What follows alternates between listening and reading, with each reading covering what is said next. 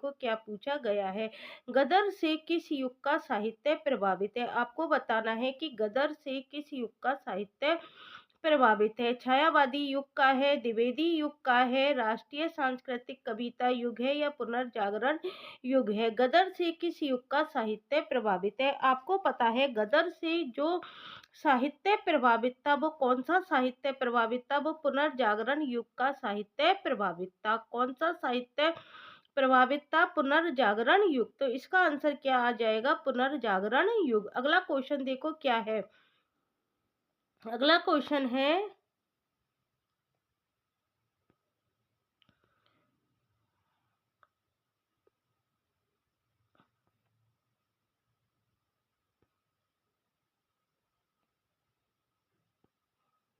अगला क्वेश्चन है 57 साहित्य में नई चेतना की शुरुआत मानी जाती है।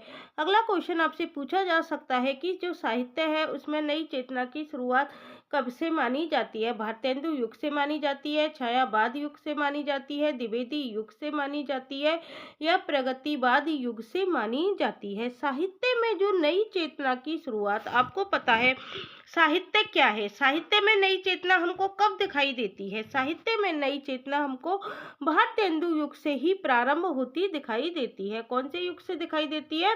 भारतेंदु युग से दिखाई देती है। तो इसका आंसर क्या आ जाएगा? भारतेंदु युग। छायावाद नहीं है, द्विवेदी युग नहीं है, प्रगतिवाद युग नहीं है। इसका आंसर क्या आ जाएगा? भारतेंदु युग। अगला क्वेश्चन देखो 58। ये क्वेश्चन जीके में भी बन जाता है और हिंदी साहित्य में भी बन जाता है कि ब्रह्म समाज की स्थापना कब हुई थी? तो आपको बताना है ब्रह्म समाज की स्थापना कब हुई। 1901 में हुई थी कि 1840 में हुई थी कि 1828 में हुई थी कि 1837 में हुई थी? तो आपको पता है जो ब्रह्म समाज था उसकी स्थापना कब हुई थी? 1828 में हुई थी। इसका आंसर क्या आ जाएगा? 1828 आ जाएगा। क्वेश्चन नंबर 59 देखो, फोर्ट विलियम कॉलेज की स्थापना कब हुई? आपसे पूछा जा रहा है कि फोर्ट विलियम कॉलेज था उसकी स्थापना कब हुई थी? फोर्ट विलियम कॉलेज की 1800 में हुई, 1801 में हुई, 1828 में हुई या 1805 में हुई? तो फोर्ट विलियम जो कॉलेज की स्थापना हुई थी वो 1801 में हुई थी। किसमें हुई थी फोर्ट विलियम कॉलेज की स्थापना? 1801 में हुई थी। कई कई जगह 1800 भी मिलता है, लेकिन 1801 सर्वव्यापक मान्य है कि जो फोर्ट विलियम कॉलेज था उसकी स्थापना कब हुई थी? 1801 में हुई थी। और कई जगह हमको 1800 भी मिलता है।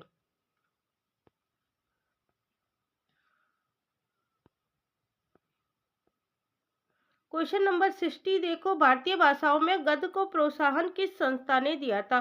जो भारतीय भाषाएं हैं उसमें गद्य को जो प्रोत्साहन मिला था वो किस संस्था ने दिया था? काशी नागरी प्रचारणी सभा ने दिया था, राष्ट्रभाषा प्रचारणी सभा ने दिया था, आर्य समाज ने दिया था या फोर्ट विलियम कॉलेज ने दिया था? आपको बताना है भारतीय भाषाओं में गद्य को प्रोत्साहन किस संस्था ने दिया? तो इसका आंसर जो आ जाएगा वो क्या आ जाएगा? Fort William college. किसने दिया था? फोर्ट विलियम कॉलेज ने दिया था। तो इसका आंसर हम क्या करेंगे? Fort William college.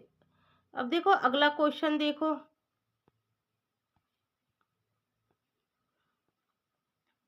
अगला क्वेश्चन है सत्यार्थ प्रकाश किसका ग्रंथ है? आपको बताना है जो सत्यार्थ प्रकाश है वो किसका ग्रंथ है? ब्रह्म समाज का है, आर्य समाज का है, राजा राममोहन राय का है या दयानंद सरस्वती का है? तो जो सत्यार्थ प्रकाश है वो किसका ग्रंथ है? तो वो किसका ग्रंथ है? वो आर्य समाज का ग्रंथ है। किसका ग्रंथ आ जाएगा? आर्य समाज का ग्रंथ आ जाएगा। इसका आंसर क्या आ जाएगा? आर्य समाज आ जाएगा। क्वेश्चन नंबर 62 देखो, हिंदी नव जागरण के अग्रदूत हैं। तो आपसे पूछा जा सकता है हिंदी नव जागरण के अग्रदूत कौन है? भारतेंदु है, राजा राममोहन राय है, गोविंद महादेव रानाडे है या रामकृष्ण परमहंस है? तो हिंदी नव जागरण के अग्रदूत जो माने जाते हैं वो कौन माने जाते हैं? आप सबको पता है हिंदी नव जागरण के अग्रदूत कौन हो गए? भारतेंदु हो गए। कौन हो गए? भारतेंदु हो गए। राजा राममोहन राय मत करियाना, गोविंद महादेव रानाडे भी नहीं है, रामकृष्ण परमहंस भी नहीं है। हिंदी नव जागरण, हिंदी नव जागरण पूछा जा रहा है इसलिए क्या आ जाएगा? भारतेंदु इसका आंसर आ जाएगा।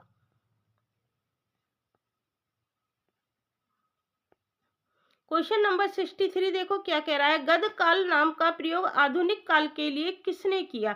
ये तो सबको आता होगा, सबने शुक्ल की बुक पढ़ रखी है। तो गद काल नाम का प्रयोग आधुनिक काल के लिए किसने किया। ये भारतेंदु हरिश्चंद्र ने किया, महावीर प्रसाद द्विवेदी ने किया, रामचंद्र शुक्ल ने किया, हजारी प्रसाद द्विवेदी ने किया।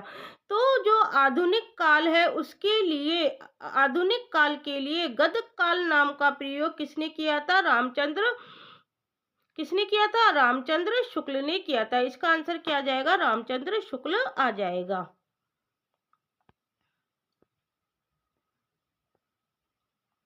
क्वेश्चन नंबर 64 देखो, सनातन धर्म का प्रचार किसने किया था। आपसे पूछा जा रहा है कि जो सनातन धर्म है उसका प्रचार किसने किया था। स्वामी विवेकानंद ने किया था, भारतेंदु ने किया था, दयानंद सरस्वती ने किया था, या श्रद्धाराम फिल्लोरी ने किया था। कौन सा धर्म, सनातन धर्म का प्रचार किसने किया था। तो इसका आंसर आ जाएगा श्रद्धाराम फिल्लोरी ने किया था। किसने किया था सनातन धर्म का प्रचार, सनातन धर्म का प्रचार किया था श्रद्धाराम फिल्लोरी ने। क्वेश्चन नंबर 65 देखो, उद्धव शतक आधुनिक ब्रजभाषा का काव्य है, इसके लेखक है। उद्धव शतक इम्पोर्टेंट कृति है और पूछी जाती रही है क्योंकि ये उद्धव शतक है जो ये आधुनिक ब्रजभाषा का काव्य है। इसके लेखक कौन है, आपको लेखक का नाम बताना है। जगन्नाथ दास रत्नाकर हैं, भारतेंदु हैं, बद्री नारायण चौधरी हैं, या प्रताप नारायण मिश्र हैं। कौन सा, उद्धव शतक। तो उद्धव शतक के जो माने जाते हैं वो कौन माने जाते हैं, जगन्नाथ दास रत्नाकर। कौन माने जाते हैं, जगन्नाथ दास रत्नाकर माने जाते हैं। क्वेश्चन नंबर 66 है, मुक्तक काव्य प्रमुखतः किस युग में रचे गए। आपको बताना है कि जो मुक्तक काव्य था वो किस युग में अधिकांश रचे गए थे। छायावाद में रचे गए, या भारतेंदु युग में रचे गए, या द्विवेदी युग में रचे गए, या प्रयोगवादी युग में रचे गए। मुक्तक काव्य कौन से युग में थे, छायावाद में थे कि भारतेंदु काल में थे कि प्रयोगवादी काल में थे कि द्विवेदी युग में। तो इसका आंसर क्या आ जाएगा, जो मुक्तक काव्य थे वो अधिकांशतः कौन से युग में रचे गए थे, वो भारतेंदु काल में रचे गए थे। क्वेश्चन नंबर 67 देखो, देश प्रेम और राजभक्ति किस युग की चिंतन धारा का पक्ष है। देश प्रेम और राजभक्ति किस युग की चिंतन धारा का पक्ष है। आपको भारतेंदु युग की यदि काव्यगत प्रवृत्तियां मालूम होगी तो आप इसका आसानी से आंसर कर सकते हो कि जो देश प्रेम और राजभक्ति मिलती है वो हमको किस युग में मिलती है, वो हमको भारतेंदु युग में मिलती है। राष्ट्रीय सांस्कृतिक कविता नहीं होगा, छायावाद नहीं होगा, प्रगतिवाद नहीं होगा। इसका आंसर क्या होगा, देश प्रेम और राजभक्ति किस युग की चिंतन धारा है, ये भारतेंदु युग की है। किस युग की है, भारतेंदु युग की है। क्वेश्चन नंबर 68 देखो, सैद्धांतिक समीक्षा का प्रारंभ किसने किया। आपसे पूछा जा सकता है जो सैद्धांतिक समीक्षा थी उसका प्रारंभ किसने किया था। भारतेंदु ने किया था, बालकृष्ण भट्ट ने किया था, आचार्य शुक्ल ने किया था, या बद्री नारायण चौधरी प्रेमगन ने किया था। जो सैद्धांतिक समीक्षा थी उसका प्रारंभ किसने किया, तो उसका प्रारंभ किया था भारतेंदु ने। किसने किया था, भारतेंदु ने किया था। अब देखो अगला क्वेश्चन देखते हैं 69, तुलनात्मक आलोचना का प्रारंभ किसने किया। ये क्वेश्चन भी बहुत एग्जाम में पूछा गया है। जहां तक मैंने देखा है ये बहुत बार एग्जाम में आया हुआ क्वेश्चन है कि तुलनात्मक आलोचना का प्रारंभ किसने किया, और ये इम्पोर्टेंट क्वेश्चन भी है। महावीर प्रसाद द्विवेदी ने किया, बालकृष्ण भट्ट ने किया, मिश्र बंधुओं ने किया, या पदम सिंह शर्मा ने किया। तो तुलनात्मक जो आलोचना की थी वो किसने की थी, पदम सिंह शर्मा ने की थी। किसने की थी, पदम सिंह शर्मा ने की थी। अब क्वेश्चन नंबर 70 देखो, हिंदी प्रदीप में किसकी समालोचना प्रकाशित हुई थी। हिंदी प्रदीप में किसकी समालोचना प्रकाशित हुई थी। बंग विजेता की हुई थी, संयोगिता स्वयंवर की हुई थी, भारतेंदु हरिश्चंद्र की हुई थी, या परीक्षा गुरु की हुई थी। तो हिंदी प्रदीप में जो समालोचना प्रकाशित हुई थी वो किसकी हुई थी, संयोगिता स्वयंवर की हुई थी। किसकी हुई थी, संयोगिता स्वयंवर की हुई थी। अब अगला क्वेश्चन देखते हैं 71, द्विवेदी युग का आलोचक नहीं है। आपको देखो आलोचक सारे पता होना चाहिए कि द्विवेदी युग का आलोचक इनमें से कौन सा नहीं है। तो देखो द्विवेदी युग में मिश्र बंधु आलोचक थे, पदम सिंह शर्मा कौन थे, और किशोरी लाल गोस्वामी या बद्री नारायण चौधरी, इनमें से हमको आंसर बताना है। तो द्विवेदी युग का जो आलोचक नहीं था वो कौन नहीं था? तो देखो, मिश्र बंधु थे, पदम सिंह शर्मा थे, किशोरी लाल गोस्वामी थे, लेकिन बद्री नारायण चौधरी थे। ये द्विवेदी युग के आलोचक नहीं है, बद्री नारायण चौधरी हैं। वो क्या नहीं है? वो क्या नहीं है? द्विवेदी युग के आलोचक नहीं है। तो इसका आंसर आ जाएगा बद्री नारायण चौधरी। अगला क्वेश्चन देखो, भारतेंदु की समीक्षा पद्धति को किसने विकसित किया था? आपसे पूछा जा सकता है कि जो भारतेंदु की समीक्षा पद्धति थी उसको किसने विकसित किया था? तो मिश्र बंधु ने किया था, भगवान दीन बीए ने किया था, बालकृष्ण भट्ट ने किया था या पदम सिंह शर्मा ने किया था? भारतेंदु की समीक्षा पद्धति को किसने विकसित किया था? तो इसका आंसर आ जाएगा बालकृष्ण भट्ट ने किया था। किसने किया था भारतेंदु की समीक्षा पद्धति को विकसित?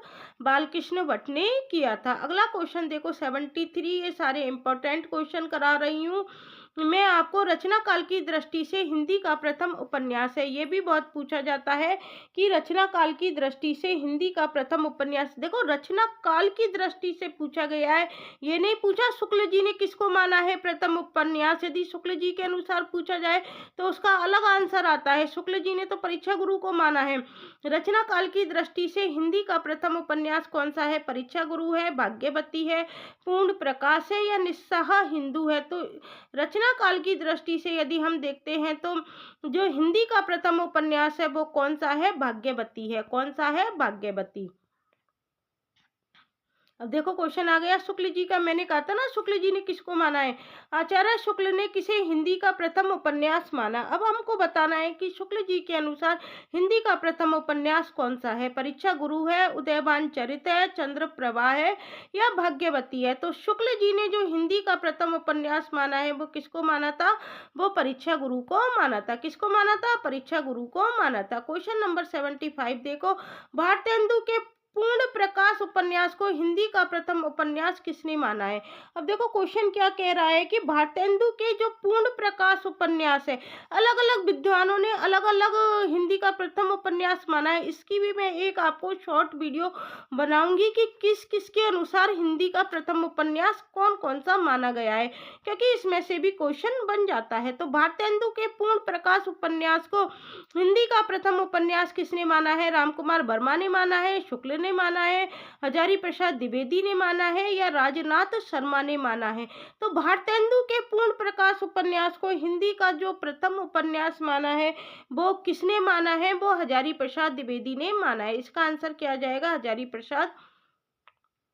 हजारी प्रसाद द्विवेदी आ जाएगा। क्वेश्चन नंबर 76 देखो, उपन्यास का जनक कौन सा युग है? आपसे पूछा जा रहा है कि उपन्यास का जनक कौन सा युग है, मतलब किस युग में उपन्यास का जन्म हुआ था? भारतेंदु युग में हुआ था, द्विवेदी युग में हुआ था, छायावाद युग में हुआ था या रीति काल में हुआ था? ये क्वेश्चन तो आप आसानी से कर लोगे, क्योंकि आधुनिक काल में चलकर ही हमको गद्य विधाओं का परिवर्तन देखने को मिलता है, जिसमें उपन्यास हो गई, कहानी हो गई, नाटक हो गई, निबंध हो गई, आलोचना हो गई। तो कौन से युग से हम शुरुआत मानते हैं? उपन्यास का जनक कौन सा युग हो गया? तो इसका आंसर क्या आ जाएगा? भारतेंदु युग हो गया। क्वेश्चन नंबर 77 देखो, उपन्यास का समानार्थी शब्द पूछा जाता है। उपन्यास का समानार्थी शब्द क्या है? आख्या है, उपाख्या है, कथा है या कादम्बरी है? तो उपन्यास का जो समानार्थी शब्द है वो क्या आ जाएगा? कादम्बरी आ जाएगा। क्या आ जाएगा?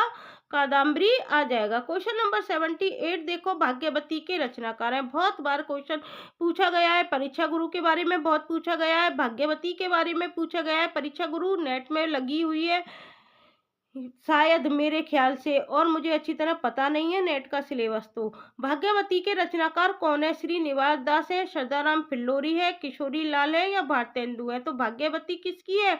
भाग्यवती को किसने लिखा था? तो भाग्यवती के रचनाकार कौन है? सदाराम फिल्लोरी है। कौन है भाग्यवती के? सदाराम फिल्लोरी हैं। कौन है? सदाराम फिल्लोरी हैं। क्वेश्चन नंबर 79, जासूसी उपन्यासों का प्रवर्तक है। जासूसी उपन्यास किसने लिखे थे? देवीनंदन खत्री ने लिखे थे, गोविंद राम खत्री ने लिखे थे या गोपाल राम गहमरी ने लिखे थे कि दुर्गा प्रसाद गहमरी ने लिखे थे? जो जासूसी उपन्यास यदि आपसे पूछा जाए तो इसका आंसर क्या आ जाएगा? गोपाल राम घेमरी। क्या आ जाएगा? गोपाल राम घेमरी के जासूसी उपन्यास है। क्वेश्चन नंबर 80 देखो, फारसी भाषा की पद्धति पर किसने हिंदी उपन्यास लिखे? मतलब फारसी भाषा की पद्धति पर किसने हिंदी उपन्यास लिखे, ये आपसे पूछा जा सकता है। श्री निवास दास ने लिखे थे, गोपाल राम घेमरी ने लिखे थे, देवकी नंदन खत्री ने लिखे थे, या बालकृष्ण भट्ट ने लिखे थे? फारसी भाषा की पद्धति पर जो हिंदी उपन्यास लिखे थे वो किसने लिखे थे? देवकी नंदन खत्री ने लिखे थे। किसने लिखे थे? देवकी नंदन खत्री ने लिखे थे। क्वेश्चन नंबर 81 है, अय्यारी और तिलिस्मी कथानकों के लिए प्रसिद्ध कौन है? ये तो आपने देखे होंगे, और इनके नाटक जो चंद्रकांता टीवी सीरियल के रूप में आया था और बहुत ही अच्छा नाटक था, और उसमें रहस्यमय ढंग से किस तरह से दिखाया गया था, उसको देखने में कितना इंटरेस्ट उत्पन्न होता था। मेरा खुद का ये चंद्रकांता देखा हुआ है। तो अय्यारी और तिलिस्मी कथानकों के लिए प्रसिद्ध कौन सा है? देवकी नंदन खत्री है, दुर्गा प्रसाद खत्री है, जगमोहन सिंह है, या लज्जाराम शर्मा है? अय्यारी और तिलिस्मी कथानकों के लिए जो प्रसिद्ध है वो कौन है? देवकी नंदन खत्री। कौन है? देवकी नंदन खत्री हैं। क्वेश्चन नंबर 82 है, किस भारतेंदु युगीन उपन्यास में हिंदू मुस्लिम एकता का वर्णन है? किस भारतेंदु युगीन उपन्यास में हिंदू मुस्लिम एकता का वर्णन है? आपको इसका आंसर देना है। परीक्षा गुरु है, भाग्यवती है, निस्सहा हिंदू है, या श्यामा सपने है? ये क्वेश्चन भी बहुत बार पूछा गया है कि किस भारतेंदु युगीन उपन्यास में हिंदू मुस्लिम एकता का वर्णन है। तो इसका आंसर जो आ जाएगा वो क्या आ जाएगा? निस्सहा हिंदू में क्या है? हिंदू मुस्लिम एकता का वर्णन बताया गया है। क्वेश्चन नंबर 83 देखो, गुलाब राय किस प्रकार के निबंधकार हैं? आपको बताना है कि जो गुलाब राय हैं वो किस प्रकार के निबंधकार हैं। भावात्मक हैं, विचारात्मक हैं, मनोविज्ञान है, या ललित निबंधकार हैं? तो गुलाब राय हैं वो किस प्रकार के हैं? वो ललित निबंध लिखे थे। गुलाब राय ने कैसे निबंध लिखे थे? ललित निबंध लिखे थे। क्वेश्चन नंबर 84 है, भाषा के जादूगर नाम से विख्यात है। जो भाषा के जादूगर नाम से कौन विख्यात है? नगेंद्र हैं, शिवपूजन शाह हैं, रामविलास शर्मा है, या बाबू गुलाब राय हैं? तो भाषा के जादूगर के नाम से जो विख्यात है वो कौन है? शिवपूजन शाह हैं। कौन है? शिवपूजन शाह हैं। क्वेश्चन नंबर 85 है, गुलाब राय की रचना नहीं है। तो गुलाब राय की आपको बतानी है कौन सी रचना नहीं है। ठलुआ क्लब, फिर निराश क्यों, मन की बातें, या अतीत स्मृति? तो जो गुलाब राय की रचना नहीं है वो कौन सी नहीं है? अतीत स्मृति नहीं है। कौन सी नहीं है? अतीत स्मृति नहीं है। ठलुआ क्लब है, फिर निराश क्यों है, मन की बातें हैं, लेकिन अतीत स्मृति गुलाब राय की रचना नहीं है। क्वेश्चन नंबर 86 देखो, हिंदी के ललित निबंधकारों में कौन सबसे ज्यादा महत्वपूर्ण है? आपको बताना है कि जो हिंदी के जो ललित निबंधकार हैं उनमें कौन सबसे ज्यादा महत्वपूर्ण माने जाते हैं। हजारी प्रसाद द्विवेदी है, गुलाब राय है, नगेंद्र है, या रामविलास शर्मा है। तो जो हिंदी के ललित निबंधकार हैं उनमें सबसे ज्यादा जो महत्वपूर्ण है वो कौन है? हजारी प्रसाद द्विवेदी हैं। कौन है? हजारी प्रसाद द्विवेदी है। क्वेश्चन नंबर 87 देखो, कौन हास्य व्यंग निबंध लेखक के रूप में जाना जाता है? इसको आपको बताना है कि ऐसा कौन है जो हास्य व्यंग निबंध लेखक के रूप में जाना जाता है। हजारी प्रसाद द्विवेदी हैं, भारतेंदु हैं, रामविलास शर्मा है, या हरिशंकर परसाई हैं? तो इसका आंसर क्या आ जाएगा? जो हास्य व्यंग लेखक के रूप में जाना जाता है वो कौन है? हरिशंकर परसाई हैं। अगला क्वेश्चन देखो, भारतेंदु के बाद करारा व्यंग, भारतेंदु के बाद जो करारा व्यंग था वो किसके निबंधों में हमको मिलता है? भारतेंदु के बाद करारा व्यंग किसके निबंधों में मिलता है? रामविलास शर्मा के निबंधों में मिलता है, हरिशंकर परसाई के निबंधों में मिलता है, या नगेंद्र के निबंधों में मिलता है, या शांति प्रिय द्विवेदी के निबंधों में मिलता है? तो भारतेंदु के बाद जो करारा व्यंग है वो हमको किसके निबंधों में मिलता है? वो हमको मिलता है रामविलास शर्मा के निबंधों में। इसका आंसर क्या आ जाएगा? रामविलास शर्मा आ जाएगा। क्वेश्चन नंबर 89 देखो, बुढ़ापा और गाली किसके निबंध हैं? ये सारे जो मैं आपको क्वेश्चन करा रही हूँ ना, ये सारे इंपॉर्टेंट क्वेश्चन है। बुढ़ापा और गाली किसके निबंध हैं? शिवपूजन साय के हैं, शांति प्रिय द्विवेदी के हैं, बेचैन शर्मा उग्र के हैं, या जैनेन्द्र के हैं? तो बुढ़ापा और गाली जो क्या है? निबंध है। ये किसके हैं? ये बेचैन शर्मा उग्र के हैं। किसके निबंध हैं? ये बेचैन शर्मा उग्र के निबंध है। अगला क्वेश्चन देखो, किसके निबंध निबंध ना होकर लेख अधिक है? हमसे क्या पूछा जा रहा है कि किसके निबंध हैं वो निबंध ना होकर लेख हमको अधिक महसूस होते हैं, तो वो किसके निबंध है?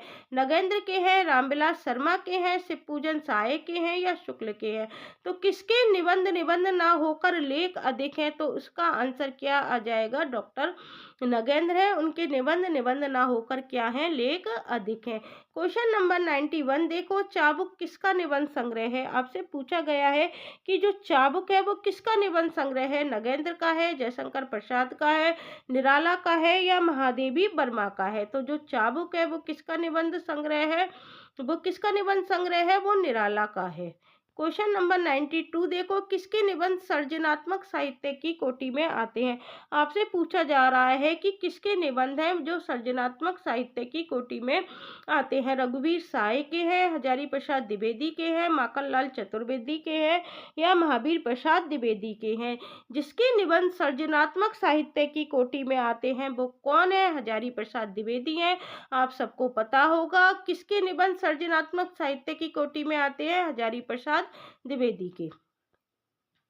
क्वेश्चन नंबर 93 देखो, जैनेन्द्र की कहानियों का मुख्य विषय क्या था? आपने देखा होगा जैनेन्द्र ने जितनी भी कहानियां लिखी हैं उनका मुख्य विषय क्या रहा है? जैनेन्द्र की कहानियों का तो नारी के ऊपर ज़्यादा लिखी है उन्होंने। नारी है, समाज है, पुरुष है या इतिहास है? तो जैनेन्द्र की कहानियों का मुख्य विषय क्या है? नारी है। उनकी जो कहानियों का जो मुख्य विषय हमको दिखाई देता है वो क्या दिखाई देता है? नारी दिखाई देती है। क्वेश्चन नंबर 94 है, कहानी की घटना के स्तर से मनोविज्ञान की कसौटी पर कौन लाया? मतलब जो कहानी थी उसको घटना के स्तर से मनोविज्ञान की कसौटी पर क्यों कौन लाया? मतलब मन के विज्ञान से किसने देखा कहानी को? घटना की अपेक्षा उसने किसके दृष्टिकोण से देखा? मनोविज्ञान के दृष्टिकोण से देखा, अर्थात मन के विज्ञान से देखा। तो वो अज्ञे थे, प्रसाद थे, जैनेन्द्र थे या इलाचंद्र जोशी थे? आपको पता है मनोविज्ञान की दृष्टिकोण से किसने देखी थी? जैनेन्द्र ने देखी थी। कौन लाया था घटना के स्तर से मनोविज्ञान की कसौटी पर? जैनेन्द्र लाए थे। क्वेश्चन नंबर 95 देखो, असामान्य काम भावना को व्यक्त करने वाली जैनेन्द्र की कहानी आपसे पूछी जा रही है, जिसमें आपको बताना है कि असामान्य काम भावना को व्यक्त करने वाली जैनेन्द्र की कहानी कौन सी है? एक दिन है, खेल है, पाजेब है या एक रात है? तो वो कहानी कौन सी है जिसमें असामान्य काम भावना को व्यक्त किया गया है? वो कहानी है जैनेन्द्र की एक रात। कौन सी है? एक रात। क्वेश्चन नंबर 96 देखो, जैनेन्द्र की प्रथम कहानी कौन सी है? जैनेन्द्र की प्रथम कहानी पूछी जाती है, खेल है, हत्या है, वातायन है या फांसी है? तो जैनेन्द्र की जो प्रथम कहानी है वो कौन सी है? वो कौन सी है बतानी है आपको? हत्या है। कौन सी है? हत्या है। क्वेश्चन नंबर 97 देखो, सांस्कृतिक कहानियों के प्रतिनिधि कौन है? आपको बताना है कि जो सांस्कृतिक कहानियां हैं उनके प्रतिनिधि हैं। सांस्कृतिक कहानियों के प्रतिनिधि हैं, अज्ञे हैं, यशपाल है, सियाराम शरण गुप्त है या जैनेन्द्र है? सांस्कृतिक कहानियों की प्रतिनिधि कौन है? सांस्कृतिक कहानियां जो लिखी गई हैं उनके प्रतिनिधि कौन है? अज्ञे हैं, यशपाल हैं, सियाराम शरण गुप्त हैं या जैनेन्द्र है? तो सांस्कृतिक कहानियों के प्रतिनिधि कौन है? जैनेन्द्र है। कौन है? जैनेन्द्र है। अब अगला क्वेश्चन देखो 98, मानुषी और सच और झूठ में किसकी कहानियां हैं? जो मानुषी है और सच और झूठ है उसमें किसकी कहानियां हैं? यशपाल की हैं, सियाराम शरण गुप्त की हैं, रामकृष्ण दास की हैं या विनोद शंकर व्यास की हैं? तो किसकी कहानियां हैं? किसमें? मानुषी और सच और झूठ में किसकी कहानियां हैं?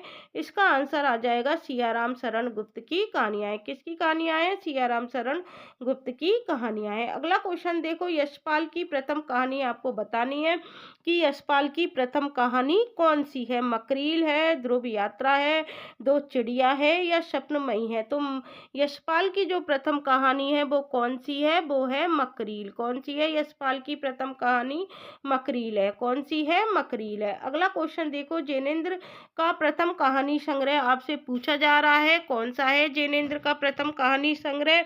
तो जैनेन्द्र का जो प्रथम कहानी संग्रह है वो फांसी है कि पाजेब है कि अपना अपना भाग्य है कि नीलम देश की राजकन्या है। तो जिनेंद्र का जो प्रथम कहानी संग्रह माना जाता है वो कौन सा माना जाता है? वो फांसी माना जाता है। क्वेश्चन नंबर 101 देखो, साम्यवादी विचारधारा से प्रेरित किसकी कहानियां हैं? जो साम्यवादी विचारधारा है उससे प्रेरित किसकी कहानियां हैं?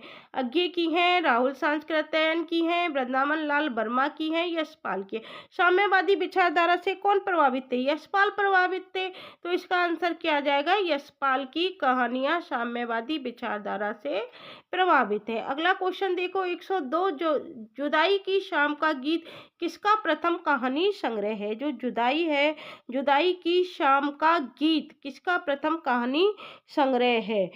अज्ञे का है, वृंदावन लाल वर्मा का है, उपेंद्र नाथ अश्क का है या शिवपूजन शाह का है?